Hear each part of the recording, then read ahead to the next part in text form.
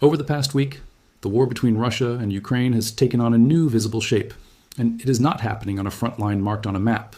It is happening inside Russian territory at logistics hubs, warehouses, and fuel depots that ordinary Russians walk past every day.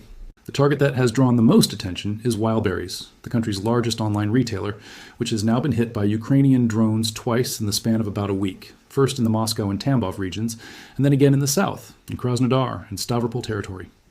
To understand why a shopping website has become one of the most fought-over pieces of infrastructure in this war, it helps to step back and look at what Wildberries actually is, what it means economically, and why both sides are now arguing over whether hitting it is a legitimate act of war or something closer to collateral punishment of civilians. Wildberries is not just a retailer in the way people in the West might think of Amazon as a retailer.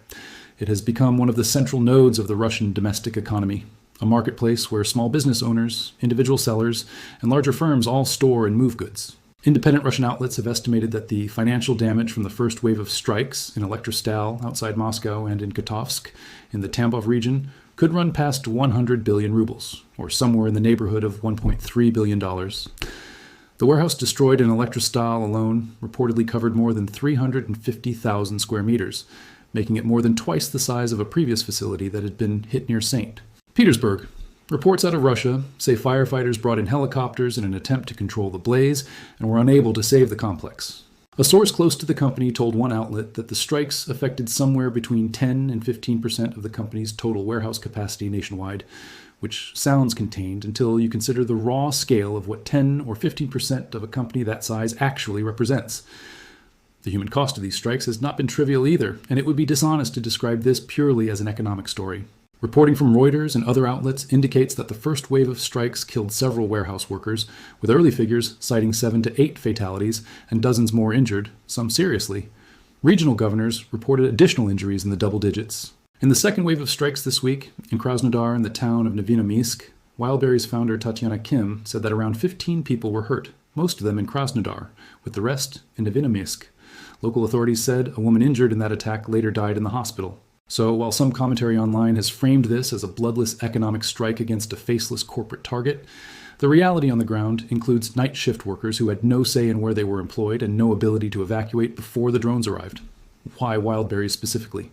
There are a few overlapping reasons being offered by Ukrainian officials and by outside analysts. The first is financial. Wildberries is described as one of the largest single tax-paying entities in the Russian private sector, meaning that a meaningful share of its revenue eventually flows into the state budget that funds the war. The second reason is more direct. Ukrainian President Volodymyr Zelensky has said publicly that the strikes were carried out partly in retaliation for Russian attacks on Ukrainian civilian logistics infrastructure, an apparent reference to strikes on the Ukrainian delivery company Nova Poshta. He has also claimed that Wildberries warehouses contained sanctioned components used in drone production and navigation systems for the Russian military. That claim is significant because it shifts the justification from pure economic pressure to something closer to a dual-use military target. Reporting from the Moscow Times notes that there is no independently confirmed evidence that Wildberries formally cooperates with Russia's Ministry of Defense, but it does note that items with military application, such as body armor, combat helmets, camouflage clothing, and fiber optic cable used in drone construction, have been sold openly through the platform. That is an important nuance. It does not prove coordination with the Kremlin, but it does complicate the idea that this is a purely civilian target with zero connection to the war effort. There is also a political and ownership dimension that Russian commentators themselves have raised. Wildberries founder Tatiana Kim has been described in domestic media as Russia's wealthiest woman, and her relationship with the Kremlin has drawn scrutiny since 2024, when she engineered a merger between Wildberries and an outdoor advertising company called Rus Group. That merger was publicly endorsed by President Putin, and the combined entity was pitched to him as the foundation for a ruble-based digital payment and retail platform designed specifically to operate outside the reach of the SWIFT international banking system and to compete with Western technology companies. In other words, this was not simply a private business deal. It was framed, at least in part, as a piece of Kremlin-aligned economic infrastructure meant to insulate Russia from Western financial pressure. That merger also had a violent aftermath. It triggered a dispute with Kim's then-husband that escalated into a shootout at the company's Moscow headquarters in September of 2024, which killed 2 security guards. None of this proves that Wildberries operates as an arm of the state, but it does explain why some observers see the company as more entangled with the regime than a typical retailer would be, and why Ukrainian strategists may view it as fair economic game rather than a purely neutral civilian business. One detail that has drawn attention inside Russia is that Wildberries updated its seller agreement on July the 7th of this year, just before the first wave of strikes, adding a clause that exempts the company from liability for goods lost in drone attacks. Whether that timing reflects genuine foreknowledge of an attack, general awareness that Russian commercial infrastructure had become a live target class, or a simple coincidence, is not something that can be proven from the outside. But the effect has been to leave individual sellers, many of them small business owners, absorbing the full financial loss themselves, with no compensation from the platform that housed their goods. That has produced a wave of first-person videos and posts from Russian entrepreneurs describing bankruptcy, ruined inventory, and anger at the company's response, or lack of one. What is striking in the commentary coming out of Russia is the pattern of what gets criticized and what does not. There are now many public complaints from small sellers who have lost their entire stock, and a fair number of general statements blaming the war in the abstract, or blaming Ukraine directly for the strikes. But direct criticism of President Putin by name is rare. Occasional individual comments do surface blaming him for starting the war in the first place, but they appear to be an exception rather than a pattern, which likely reflects a mix of genuine public sentiment, self-censorship born of legal risk, and the fact that criticizing the president directly in Russia carries real consequences. Meanwhile, Putin's own public messaging around the economic disruption has been notably calm. At a recent briefing with his ministers, he described the domestic economic situation as stable, acknowledging some fuel supply shortages linked to Ukrainian strikes, but rejecting any suggestion of a broader fuel crisis. That framing sits in some tension with independent data. Russian financial markets reportedly saw a drop in intensity comparable to the market shock of 2022, which was the period immediately preceding a wave of military mobilization.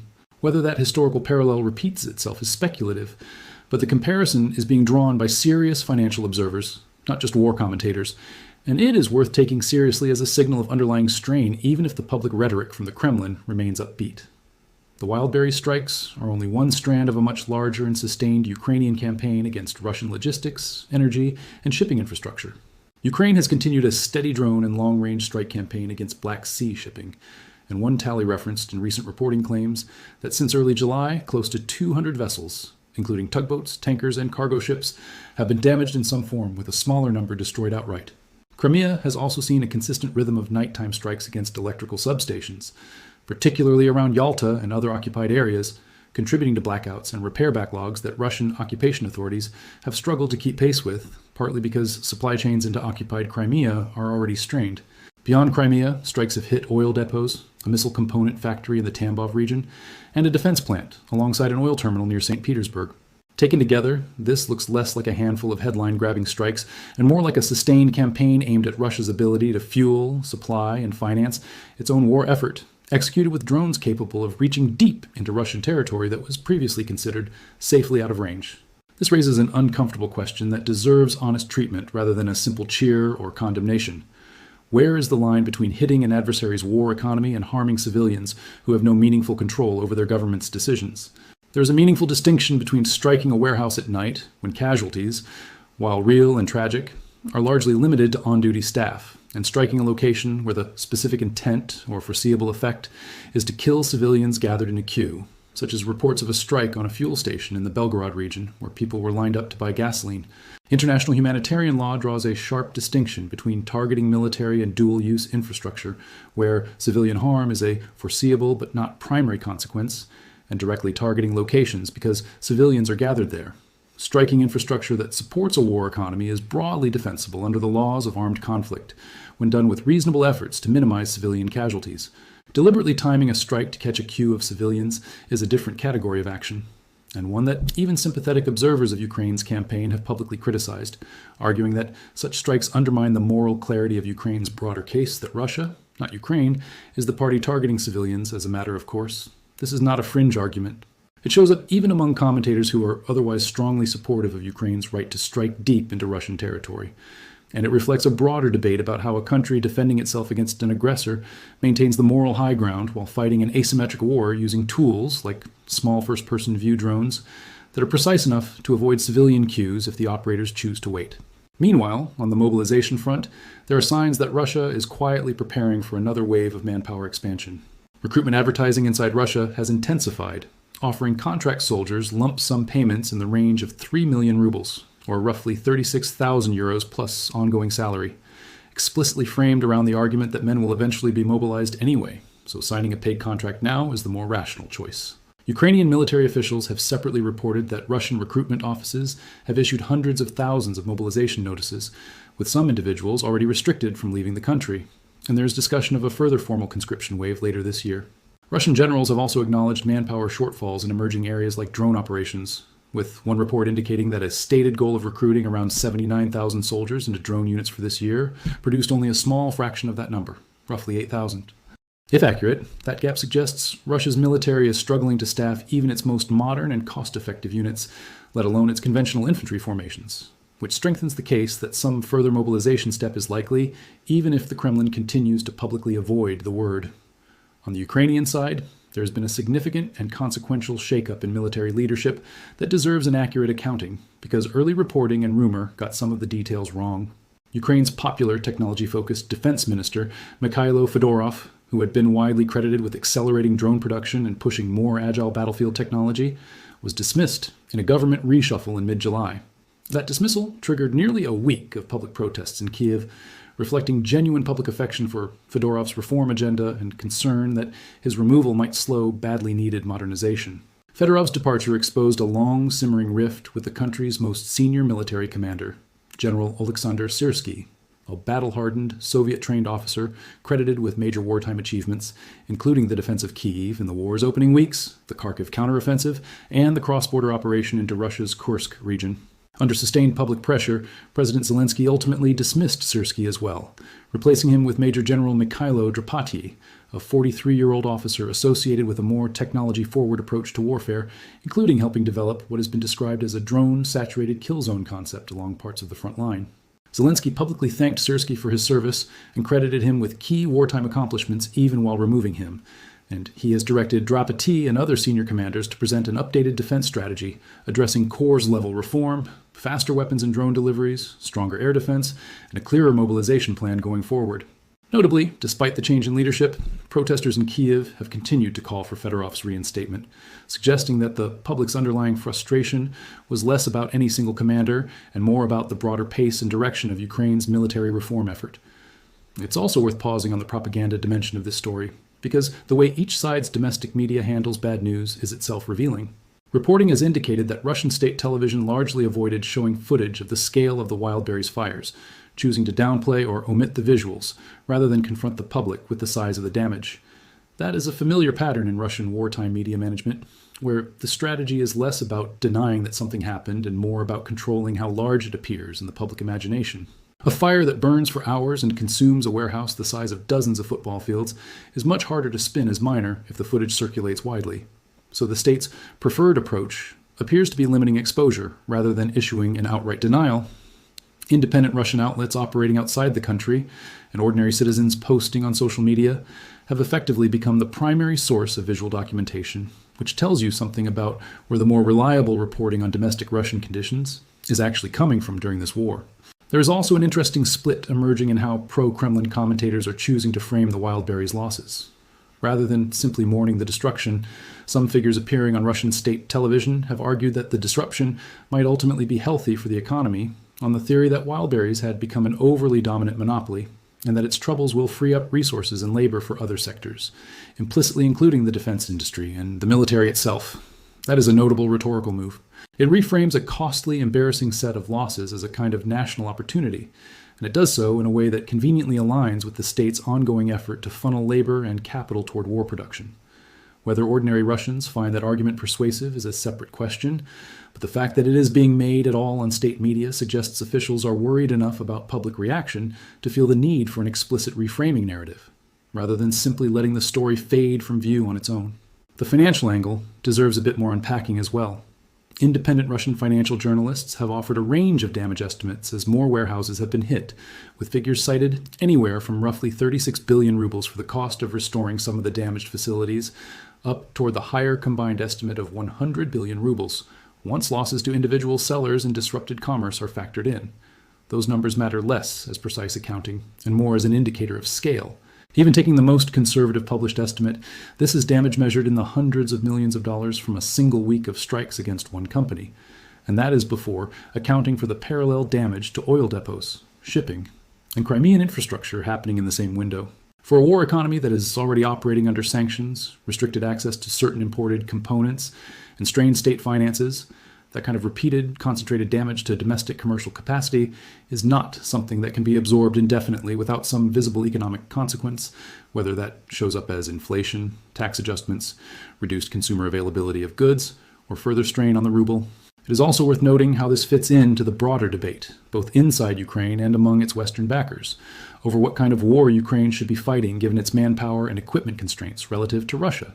Ukraine cannot match Russia in raw numbers of soldiers or in overall industrial output, so a strategy built around long-range drone strikes against economic and energy infrastructure represents an attempt to substitute precision and range for mass.